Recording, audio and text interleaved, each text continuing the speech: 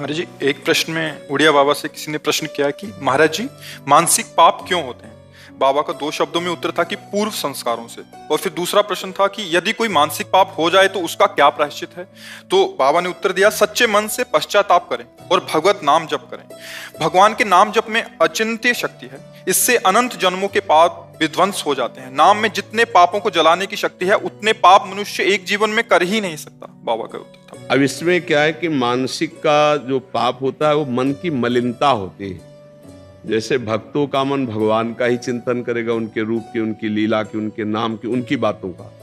और जब हमारे द्वारा अधर्माचरण, जो शास्त्र विरुद्ध आचरण, तो फिर वो गंदी बातों का चिंतन करता है। और जब गंदी बातों का चिंतन करता है तो वही दूसरों पर आरोप लगाने लगता है। जो हमारा मन गंदा होता है ना, तो हमारा मानसिक पाप बनने लगता है। जो हमारा चिंतन होता है, जैसे पूज्य है कोई जिसके हमको रक्षा करनी चाहिए, चरण छूने चाहिए, जैसे बहन है या और भी कोई पूज्य संबंध है, अगर हमारा काम चिंतन गाढ़ है तो चूकेगा नहीं। मन भले शरीर से ना हो, पर मन वो गलत भावना कर बैठेगा। ऐसे ही बहुत लाखों मानसिक पाप होते हैं। आप देखो ना, जिस मन में भजन नहीं होता वो करता क्या है? राग द्वेष का चिंतन करता है, नाना प्रकार के जो लाखों पाप, तभी मलिनता भरती चली जाती है। पर कलयुग का एक प्रताप है, कलिकर एक पुनीत प्रतापा, मानस पुण्य होए नहीं पापा। अगर मानसिक पाप का दंड मिलता तो हमारी दुर्गति पक्की थी। पर कलयुग में चूंकि मलिन हृदय अधिक होंगे, इसलिए सिद्धांत बना दिया गया कि जब तक शरीर से पाप नहीं होगा तब तक मानसिक पाप का दंड उसे नहीं दिया जाएगा। अगर कहीं मानसिक पाप का दंड होता तो बहुत बड़ा लगता।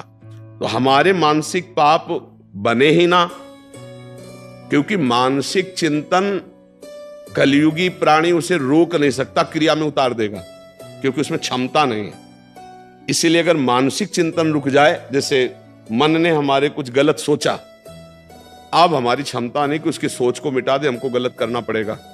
वो हमको विवश कर देगा, वो हमें पागल बना देगा। कोआ मदांधो मदना तुरुआ, जहां कामना प्रबल हुई तो आदमी पागल हो जाता है। बाद में वो खुद सोचता है, ग्लानि करता है, यार मुझे नहीं करना चाहिए, ऐसा क्यों हो गया? वो जो कामना जागृत हुई, अब वो कामना संकल्प बन गई तो क्रिया करा के रहेगी। अगर केवल स्फुरणा हुई, शांत हो गई तो बच गए। तो स्फुरणा ही ना हो, इसके लिए कोई उपाय? बाबा कह रहे नाम जप। भगवान के नाम जप से सारी मानसिक मलिनता भस्म हो जाएगी। वही चिल्ला चिल्ला के कहते कि राधा राधा राधा राधा हर समय रटते रहो, बच जाओगे। जो मानसिक पाप हैं, जो शारीरिक क्रियाओं में परिणित हो जाते हैं, उनको हम वहां उदय ही ना होने दें, उनका संकल्प ही ना बनने दें। तो राधा राधा राधा राधा हम नाम जप करते रहे। और सच्ची बात, कभी कामनाओं की पूर्ति नहीं होती, कभी नहीं हुई। देखो आप लोग इतनी अवस्था के हो, हर सुख देखे हो गृहस्थी के, क्या मन शांत हो गया? क्या तृप्त हो गया? बस वही चाल उसकी है जो बचपन में थी, वही आज है। देखो ईमानदारी से देखो, अगर रुका है तो भजन से रुका है, दूसरा कोई उपाय नहीं तो पूरा जीवन हमारा ऐसे खोखला हो जाएगा, नष्ट हो जाएगा। और ये भोग ले, ये देख ले, ये सूंघ ले, ये छू ले, ये खा ले, इसी में जीवन चला जाता है। चलो, जैसी भी परिस्थितियों पर राधा राधा तो बोलते रहो। नहीं संभाल पा रहे हो, राधा राधा बोलते रहोगे, सब संभल जाएगा। नाम जप में बड़ी सामर्थ्य है भगवान का। और एक बात बाबा कह रहे हैं कि तुम चिंता ना करो, अगर आगे पाप तुमसे ना बने, ऐसा तुम भजन कर लो, ऐसा अपना आचरण सुधार लो, तो कह रहे तुम्हारे सारे पाप नष्ट हो जाएंगे। इतने पाप तुम कर ही नहीं सकते जितने नाम में पाप नाश की सामर्थ्य है। महाराज जी, एक इसमें बाबा कह रहे हैं कि नाम जप में अचिंत्य शक्ति है। अचिंत्य का तात्पर्य होता तुम सोच भी नहीं सकते कि उसमें कितनी सामर्थ्य है। अरे जब भगवान को अधीन कर लेता है नाम जपक, तो और तो बात है। सुमीर पवन सुत पावन नामू, अपने बस करी राखे रामू। भगवान को अधीन कर लिया तो और शक्ति की क्या बात। और भगवान भी नाम की महिमा को नहीं पूर्ण रूप से गाए। वो कहाँ लगी नाम बढ़ाई, और राम न सके नाम गुण गाई। इसलिए अचिंत शक्ति। स्वयं भगवान वर्णन करना चाहे तो वो नाम की महिमा का वर्णन नहीं कर सकते। नाम जापक भगवान अजित को अपने अधीन कर लेता है, तो अचिंत शक्ति नाम की है कि आप सोच भी नहीं सकते कि नाम जप से क्या क्या हो सकता है। इसलिए निरंतर नाम जप का जो अभ्यास है वो अचिंत शक्ति को जागृत करता है। थोड़ा बड़ा तो लगभग लगभग जो थोड़ा सात्विक है वो तो जपते हैं, करते हैं, पर बात बनेगी निरंतरता में। कोई श्वास टूटे ना, छूटे ना नाम में।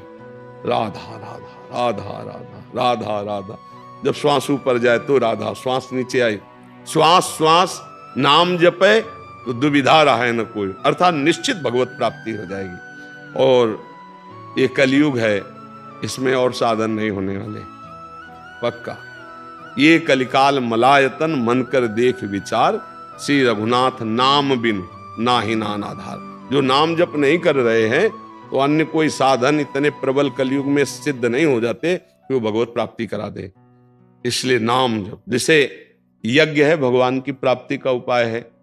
बताओ, पहले राक्षस लोग यज्ञ को नष्ट करने के लिए हड्डी या मांस डाल देते, थोड़ा वो भ्रष्ट हो गई यज्ञ। विश्वामित्र जी इसीलिए तो श्री राम जी को साथ की निशाचर, अब आप घी बाजार से खरीदो और उसमें चर्बी मिली हो तो यज्ञ होगी? होगी नहीं। सामग्री कहां से आएगी? यज्ञ सामग्री जौ धान्य आदि जो पवित्र चाहिए, अब केमिकल डाले जाते हैं अनाज प्रकट करने में, वो पवित्र थोड़ी माने जाते हैं। ऐसे केमिकल, ऐसी खादें हैं जिनका रस जाता है उसमें, वो अपवित्र हैं। इसीलिए बड़े बड़े रोगों की बाहुल्यता देखो हो रही। कैंसर तो पहले सुना ही नहीं, कभी कोई ऐसे करोड़ों में किसी एक को पहले, अब तो बुखार की तरह है। जैसे बुखार नहीं उनको आया फिर उनको आया, ऐसे कैंसर बढ़ रहा है क्योंकि अन्न दूषित हो रहा है। तो जब हविष्यान्न दूषित है तो हम कैसे यज्ञ करें? कलयुग में यज्ञ सिद्धि बड़ा मुश्किल है भाई। बड़ा शुद्ध घी हो और शुद्ध हविष्यान्न हो और शुद्ध मंत्र बोलने वाले हो, शुद्ध मंत्र हो, आराधना तप हो, तब यज्ञ तो बड़ा कठिन। अच्छा, ध्यान आंख मूंद के देख लो, अंधकार के सिवा क्या दिखाई देता है? शांत होकर बैठो तो प्रपंच पूरा चलने लगता है अंदर, क्या ध्यान लगेगा? सतयुग में ध्यान के द्वारा भगवान की प्राप्ति होती थी, त्रेता में यज्ञ के द्वारा होती थी, और द्वापर परिचर्यायाम भगवान की सेवा विधान, सेवा पद्धति। अब आप बाजार से मिठाई लेने गए हो, सैकड़ों लोग वहां खरीद रहे हैं, बेचने वाला कितना हाथ अपवित्र है पवित्र उससे मतलब नहीं, बनाने वाला हो सकता है मसाला सुपारी खा के बीड़ी पीते हुए बना रहा हो, क्या स्थिति है पता नहीं।